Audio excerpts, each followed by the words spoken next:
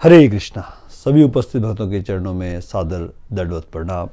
ओम अज्ञानतिमिरन्धस्य ज्ञानाञ्जनशलाकया चक्षुरुन्मीलितं येन तस्मै श्रीगुरवे नमः। श्रीचैतन्यमनोभीष्टं स्थापितं येन भूतले स्वयं रूपः कदा मह्यं ददाति स्वपदान्तिकं। नमो विष्णुपादाय कृष्णप्रेष्ठाय भूतले श्रीमते भक्तिवेदान्त स्वामिन् नामिने। नमस्ते सास्वते देवे गौरवाणी प्रचारिणे निर्विशेष शून्यवादी पाश्चात्य देश तारिणे। जय श्री कृष्ण चैतन्य प्रभु नित्यानंद श्री अद्वैत गदाधर शिवासादि गौर भक्तवृंद। हरे कृष्णा कृष्ण कृष्ण हरे हरे, हरे राम राम राम हरे हरे।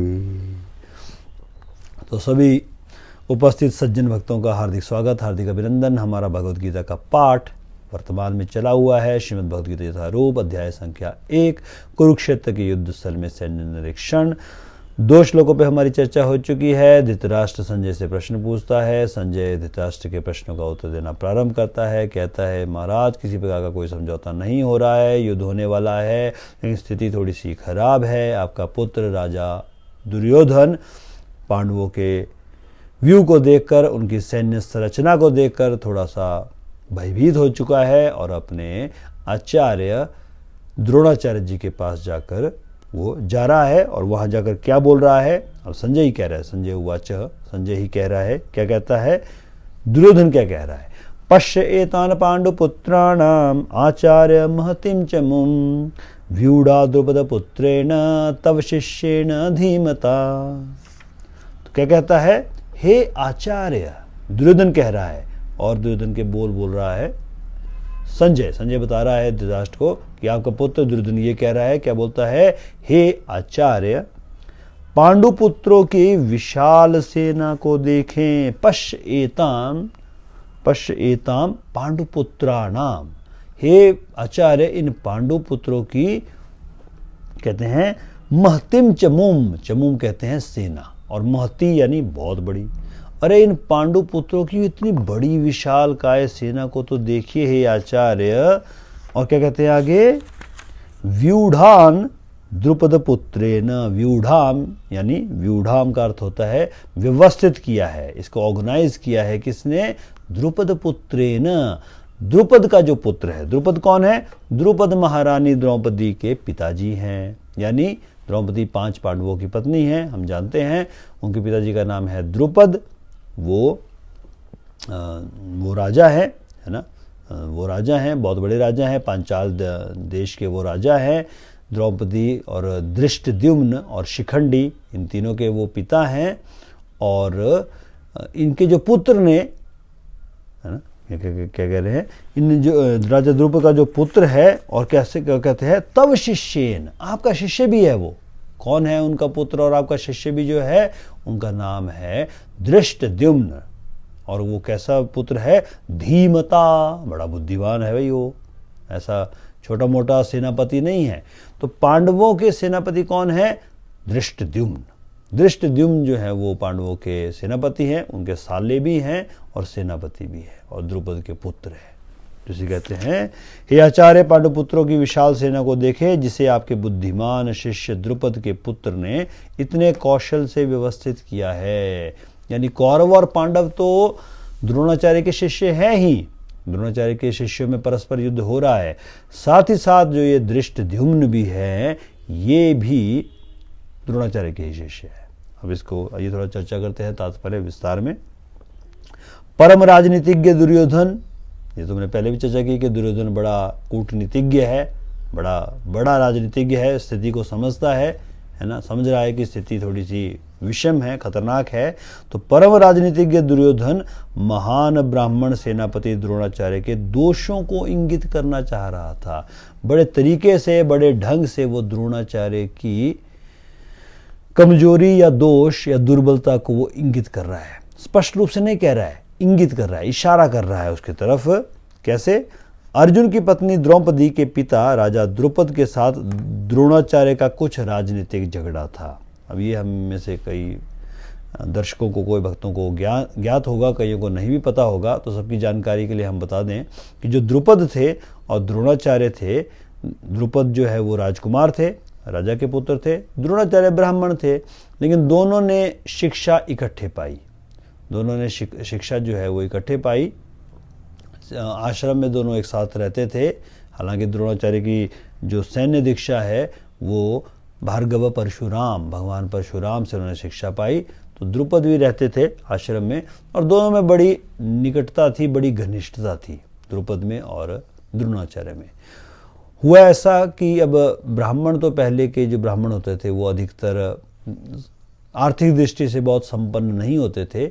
उनके आर्थिक दृष्टि से संपन्न न होने का भी कारण था, आर्थिक दृष्टि से संपन्न नहीं होते थे, लेकिन आध्यात्मिक दृष्टि से या विद्वता या ज्ञान की दृष्टि से बहुत संपन्न होते थे, आध्यात्मिक रूप से बड़े परिपक्व होते थे, और इतने परिपक्व होते थे कि वो किसी के यहाँ नौकरी नहीं करते थे। क्योंकि जैसे कि शब्द नौकरी स्वयं ही कहता है, नौकरी यानी नौकर, यानी किसी के अधीन।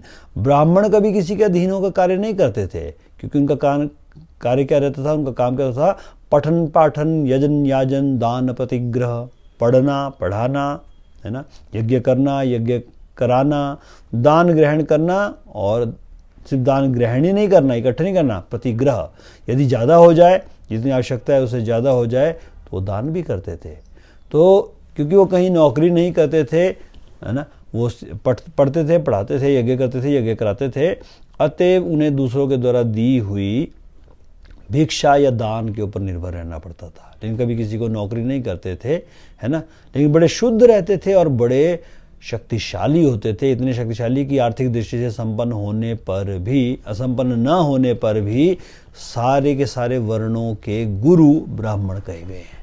ब्राह्मण बाकी जो 3 वर्ण हैं, वैश्य, है ना, क्षत्रिय और शूद्र वर्ण जो हैं उनके, और साथ ही साथ जो वर्णाश्रम से बाहर चंडाल और बाकी जो हुण, किराट, आंध्र, पुलिंद, पुष्कल इत्यादि, जो खस इत्यादि जो नीच जाति जिनको कहा गया है हमारे शास्त्रों में, क्योंकि वो गौमांस खाते हैं, कुत्ते का मांस खाते हैं, अस्पृश्य कार्य करते हैं, अतएव बड़े निकृष्ट स्तर के व्यक्ति हैं, वो वर्णाश्रम धर्म से बाहर रखे गए हैं। उन सभी के गुरु ब्राह्मण माने गए हैं। ब्राह्मण जो इन सबके गुरु होते हैं, क्योंकि आध्यात्मिक दृष्टि से बहुत परिपक्व थे। तो द्रोणाचार्य ब्राह्मण थे, द्रुपद राजकुमार थे, दोनों के आपस में मित्रता थी, और द्रोणाचार्य बहुत वो आर्थिक दृष्टि से संपन्न नहीं थे, गरीब थे। तो द्रुपद ने कहा कि हे मित्र द्रोणाचार्य, कभी तुम्हें आवश्यकता हो तो तुम मेरे पास आ जाना, मैं राजा बनूंगा, राजकुमार हूँ, उसके बाद मैं राजा बनूंगा, मेरे पास बहुत धन रहेगा, ऐश्वर्य रहेगा, कभी तुम्हें आवश्यकता रहेगी, तुम तो ब्राह्मण हो, नौकरी करोगे नहीं, तो धन की आवश्यकता होगी, मेरे पास आ जाना। द्रोणाचार्य कहा ठीक है, कोई समस्या नहीं। तो बाद में द्रोणाचार्य का विवाह होता है कृपि से, जो कि कृपाचार्य की बहन होती है, उनका भी अपना इतिहास है, और उनके पुत्र होते हैं अश्वत्थामा। अब द्रोणाचार्य बहुत गरीब होते हैं, बच्चे को पिलाने के लिए दूध नहीं होता है, यहाँ तक देखते हैं कि उनकी जो पत्नी है वो इस तरह, द्रोणाचार्य जो अश्वत्थामा जब खेलने जाता था तो सारे बच्चे जो है दूध पी के आते थे, उनके मुंह के ऊपर इस तरह से जो यहाँ सफ़ेद सफ़ेद दूध पीने के बाद मलाई लग जाती है, वैसे लगी होती थी। तो अश्वत्थामा के पास को पिलाने के लिए उनके पास दूध नहीं होता था, बहुत गरीब होते थे, गाय भी नहीं थी उनके पास अपनी गरीबी के कारण। तो चावल का लेप उनकी माता कृपि, अश्वत्थामा की माता, अपने बच्चे के यहाँ मुंह पे लगा देती थी, ताकि बच्चों को लगे कि ये भी दूध पी के आया है। तो इतने गरीब थे बेचारे। तो इसलिए कहती है, कृपि कहती है कि आप बहुत, इस वक्त हम बड़े आर्थिक तंगी से गुजर रहे हैं, आपका मित्र है द्रुपद आपके साथ पड़ा हुआ है आश्रम में, आप उसके पास जाइए, उसने आपकी सहायता करने का वचन भी दिया है। द्रोणाचार्य बात मान जाते हैं, पत्नी की, जाते हैं द्रुपद के पास। द्रुपद राजा बन चुके हैं, पांचाल देश के राजा हैं, बड़ा ऐश्वर्य है उनका, और वहाँ जाकर भरी सभा में वे महाराज द्रुपद को मित्रता की याद दिलाते हैं। वे तो बेचारे भूल भाव से जाते हैं वहाँ, भोले स्वभाव से जाते हैं, और कहते हैं कि हे मित्र द्रुपद, याद है हम सब इकट्ठे पढ़ते थे, हम दोनों इकट्ठे पढ़ते थे आश्रम में, तुमने कहा था कि मेरी मदद करोगे, मैं आया हूँ तुमसे कुछ सहायता लेने। तो द्रुपद ये सुनकर बड़े क्रोधित हो जाते हैं। क्रोधित इसलिए हो जाते हैं क्योंकि बेचारे द्रोणाचार्य बड़ी फटी अवस्था में, बड़ी जीर्ण शीर्ण अवस्था में, गरीबी की अवस्था में उनके पास आते हैं और वो बड़े ऐश्वर्य स्थिति में बैठे होते हैं, राजा होते हैं, बहुत बड़ा उनका पद होता है, बड़े उनका सत्कार लगा होता है। और हम भी किसी, मान लीजिए बड़े अच्छे, हमने बड़े रईस, बड़े महंगे कपड़े पहने हैं, बड़ा महंगे गैजेट्स में हैं, बड़ी महंगी गाड़ी में आते हैं, और कोई गरीब व्यक्ति आके हमसे मित्रता करने लगे या कहने लगे कि मैं आपका मित्र हूँ और हमारे साथ साथ चलने लगे, तो हमें भी बड़ी शर्म का अनुभव होगा, है ना। इस तरह से शारीरिक बोध के कारण हमें लगेगा ये फटीचर सा आदमी कहाँ हमारे साथ बराबरी में आ रहा है ना। तो ये स्वाभाविक है, ये हमारे मन में भाव आएगा। द्रुपद महाराज के मन में भी यही भाव आया कि ये फटा हुआ ब्राह्मण जो है ये कहाँ मेरी बराबरी कर रहा है।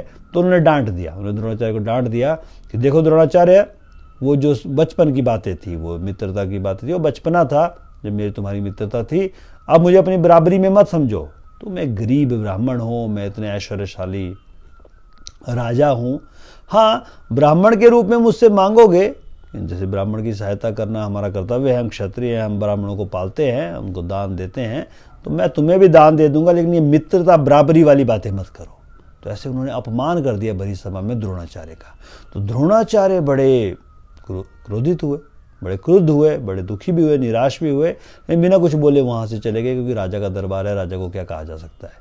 चले गए, लेकिन उनके मन में प्रतिशोध की भावना बड़ी प्रज्वलित हो गई। अब वो तो बहुत बड़े आचार्य हैं, है ना, ब्राह्मण तो है ही हैं, ब्राह्मण की शक्ति तो उनके अंदर है ही है, भगवान के भक्त भी हैं, लेकिन साथ ही साथ वो युद्ध सैन्य कला में भी बड़े निपुण थे, परशुराम जी की तरह, है ना। परशुराम जी ब्राह्मण हुए, भगवान के अवतार हैं, और ब्राह्मण होते हुए भी उन्होंने बहुत भयंकर, क्षत्रियों से भी ज़्यादा वीर परशुराम जी हुए, हम जानते हैं।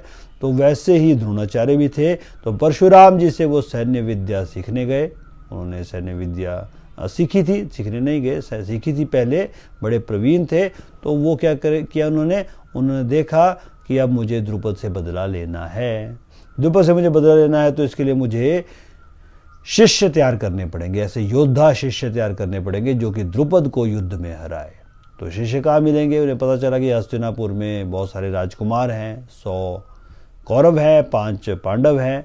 ये इन 105 जो ये राजकुमार हैं, इनकी शिक्षा दीक्षा के लिए कोई उपयुक्त आचार्य गुरु नहीं मिल रहा है जो कि उन्हें सैन्य कला युद्ध सिखा सके, क्योंकि ये तो सारे क्षत्रिय हैं, इन्हें युद्ध कौशल में निपुण होने चाहिए। तब फिर वो अपने गुरु की सेवाएं देने के लिए हस्तिनापुर जाते हैं। वहाँ उनकी योग्यता को देखते हुए, वो तो बहुत योग्य होते हैं पहले ही, तो योग्यता को देखते हुए भीष्म पितामह उनको नियुक्त कर देते हैं आचार्य पांडवों और कौरवों का, क्योंकि उनसे उत्तम आचार्य मिलना नहीं था। और वो पांडवों और कौरवों को तैयार करते हैं, और बाद में अर्जुन और उनके भाई पांडवों के बल पर द्रुपद को बंदी बना लेते हैं। अब द्रुपद को बंदी बना कर ले आते हैं, द्रुपद का पूरा राज्य छीन लेते हैं, और पूरा राज्य छीन लेते हैं, और फिर बाद में उसके ऊपर दया दिखाते हुए, एक तरह से उसका अपमान करते हुए कहते हैं, ठीक है द्रुपद, मैं तुम्हारी तरह नहीं हूँ, हमने आधा का हमने प्रतिज्ञा की थी, वादा किया था बचपन में, लो मैं तुम्हें आधा राज्य वापस कर रहा हूँ। आधा राज्य में राजा हो जाते हैं अश्वत्थामा, अपने पुत्र को बना देते हैं राजा, और आधा राज्य वापस कर देते हैं द्रुपद को। अब द्रुपद बड़े बेचारे, उनका बहुत अपमान हुआ, अब उनके अंदर प्रतिशोध की अग्नि जो है वो बड़ी धधकती है। तो वो कहते हैं कि मैं ऐसा पुत्र प्राप्त करूंगा जिससे मैं द्रोणाचार्य का वध करूंगा। अब ऐसा यज्ञ करके उनको ऐसा पुत्र प्राप्त होना था। अब ऐसा यज्ञ करने के लिए कोई ब्राह्मण तैयार नहीं है। ब्राह्मण तो भगवान की प्राप्ति के लिए, भगवान की भक्ति प्राप्त करने के लिए, जो है स्वर्ग इत्यादि में जाने के लिए और पुण्य कर्मों के लिए यज्ञ करवाते हैं। किसी की हत्या करने के लिए ऐसा पुत्र हो, ऐसा तो कोई ब्राह्मण नहीं करेगा। फिर बाद में एक ब्राह्मण को वो पकड़ते हैं जो आचरण में बहुत शुद्ध नहीं होते हैं, और वो ब्राह्मण वो यज्ञ करवाते हैं, और उस यज्ञ से द्रौपदी, जिनको यज्ञ सेनी भी कहा जाता है, यज्ञ से उत्पन्न हुई वो, और साथ ही साथ उनके जो भाई धृष्टद्युम्न जो कि द्रोणाचार्य का वध करेंगे, वो दोनों उत्पन्न होते हैं। तो जब उत्पन्न होते हैं तो उन शिष्य, मतलब उन धृष्टद्युम्न को द्रोणाचार्य को ही सौंपा जाता है युद्ध कौशल सिखाने के लिए। अब ये बड़ी हैरानी की बात है, व्यक्ति को उत्पन्न किया गया है उस व्यक्ति को मारने के लिए, और उसी व्यक्ति के पास भेजा जा रहा है उसको युद्ध कौशल में प्रवीण करने के लिए। लेकिन द्रोणाचार्य इतने उदार हैं, गुरु हैं, शिक्षा देते हैं, तो उन्होंने मना नहीं किया। धृष्टद्युम्न को उन्होंने शिक्षा दीक्षा दी, धृष्टद्युम्न को भी पारंगत किया। तो इस तरह धृष्टद्युम्न, हालांकि ये जानते हुए कि मुझे मारने के लिए ही द्रुपद ने इसको प्रकट किया है, इसको उत्पन्न किया है, तब भी उन्होंने धृष्टद्युम्न को वो शिक्षा दीक्षा दी। तो उसी दोष को इंगित कर रहा है यहाँ दुर्योधन कि इस झगड़े के फलस्वरूप द्रुपद ने एक महान यज्ञ संपन्न कराया, जिससे एक ऐसा पुत्र प्राप्त होने का वरदान मिला जो द्रोणाचार्य का वध कर सके। द्रोणाचार्य इसे भली भांति जानते थे, किंतु जब द्रुपद का पुत्र धृष्टद्युम्न युद्ध शिक्षा के लिए उनको सौंपा गया तो द्रोणाचार्य को उसे अपने सारे सैनिक रहस्य प्रदान करने में कोई झिझक नहीं हुई, है ना। सैन्य रहस्य होते थे, ये बड़े बड़े अस्त्र शस्त्र चलाने की विद्या होती थी, है ना, इतनी उसमें उनमें इतनी परंगत होते थे, वो पूरा उनका मंत्र शिक्षा होती थी, वो सिखाने में उनको कोई झिझक नहीं हुई। अब धृष्टद्युम्न कुरुक्षेत्र की युद्ध भूमि में पांडवों का पक्ष ले रहा था और उसने द्रोणाचार्य से जो कला सीखी थी उसी के आधार पर उसने ये व्यूह रचना की थी। तो द्रोणाचार्य जो सिखाया उसी बलबूते पर वो अब व्यूह रचना उसने की हुई है।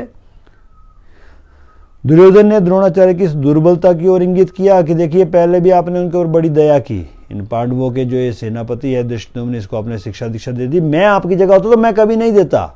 मैं वो तो अच्छा मुझे मारने आया, भाग जाए वरना मैं तुझे मार डालूंगा, है ना, तो मैं तो कभी उसको शिक्षा दीक्षा नहीं देता। आप पता नहीं कैसे ब्राह्मण हैं कि वो युद्ध में सजग रहें और समझौता ना करें। पहले तो आपने समझौता कर दिया, पर अब कोई समझौता करने का समय नहीं है, अब युद्ध का समय है। इसके द्वारा वह द्रोणाचार्य को यह भी बताना चाह रहा था कि वो अपने प्रिय शिष्य पांडवों के प्रति युद्ध में उदारता ना दिखा बैठे। अब सब जानते हैं कि द्रोणाचार्य का सबसे उत्कृष्ट और सबसे निपुण शिष्य, सबसे प्रिय शिष्य था अर्जुन। तो बाकी पांडव भी सब प्रिय थे, लेकिन अर्जुन सबसे ज़्यादा प्रिय था। तो दुर्योधन का कहने का तात्पर्य ये भी है कि अब उदारता दिखाने का समय नहीं है गुरुदेव, अब आपने उनके प्रति उदारता नहीं दिखानी। विशेष रूप से अर्जुन उनका अत्यंत प्रिय और तेजस्वी शिष्य था। दुर्योधन ने यह भी चेतावनी दी कि युद्ध में इस प्रकार की उदारता से हार हो सकती है, तो सावधान रहे, इस तरह के कार्य ना करें, ये उनका मतलब था। धन्यवाद। हरे कृष्ण जी।